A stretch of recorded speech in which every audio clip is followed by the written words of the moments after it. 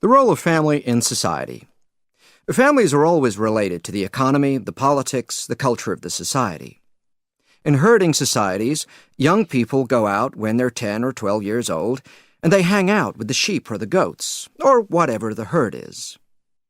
That produces a kind of a loose bond between the pre-adolescents and their parents. In industrial societies, we tend to keep kids in school for longer, and then college is that point when they might break, or after college, depending on what they're doing. In agrarian societies, families have lots of kids and put them to work. They structure themselves as large families and put them all together in one home. The main point is that families are not separate from the society. Families and the economy and the politics are all wrapped up all together.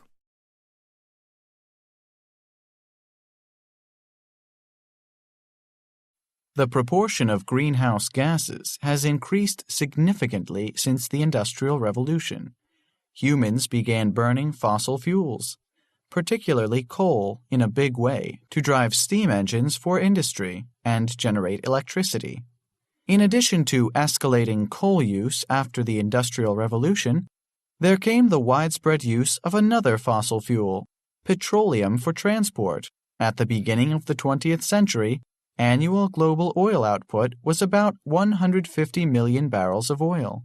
Now, that amount is extracted globally in just 2 days.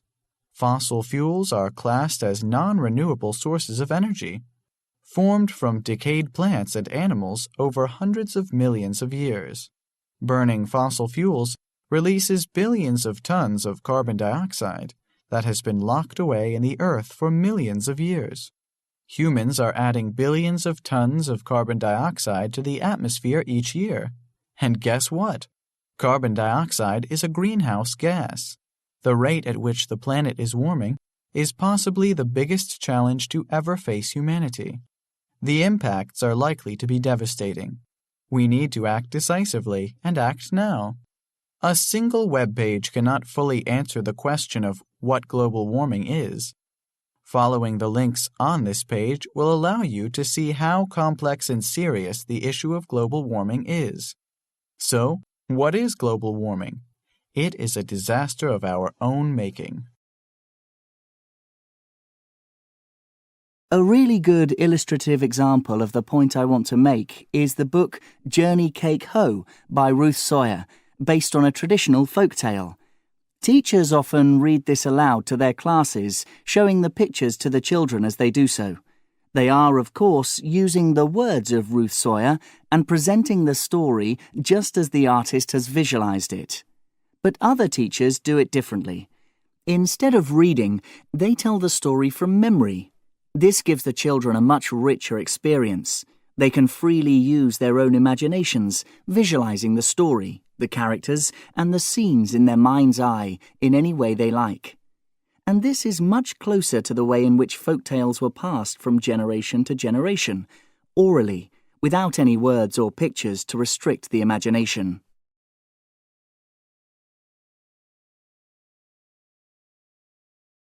Every year, about 10 million tons of paper winds up in American landfills and incinerators, which is not only wasteful but adds CO2 to the atmosphere. Recycling helps, but even that material has to be repulped and paperized before you can use it to print out that recipe you'll never make. But what if you could wipe the page clean and use it again? Light amplification by simulated emission of radiation to the rescue. A new study shows that laser light can erase the toner from a piece of printed paper. The approach appears in the Proceedings of the Royal Society A. Taking a page from the Art Restoration Handbook, scientists sampled a variety of light sources to see if any could be used to strip the ink from laser-printed documents without damaging or discoloring the paper. UV and infrared were too harsh. But a bright green laser applied in 4 nanosecond pulses vaporize the print, leaving paper that looks as good as new. Such imprinters will probably run about $30,000, so they probably will not catch on for home use. But people in the recycling world might find that the green laser fits the bill for making paper that's really green. It is difficult to know how to place Montesquieu if you're the kind of person who likes to categorize.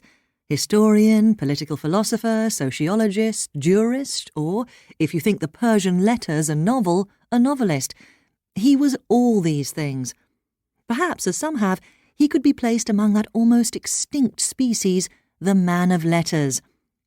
The books that make up the spirit of the laws have had the most influence on later thinkers, and in them, as in his equally great Considerations on the Causes of the Grandeur and Decadence of the Romans, he makes his underlying purpose clear.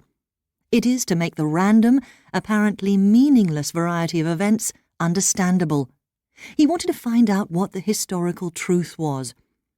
His starting point, then, was this almost endless variety of morals, customs, ideas, laws and institutions, and to make some sense out of them.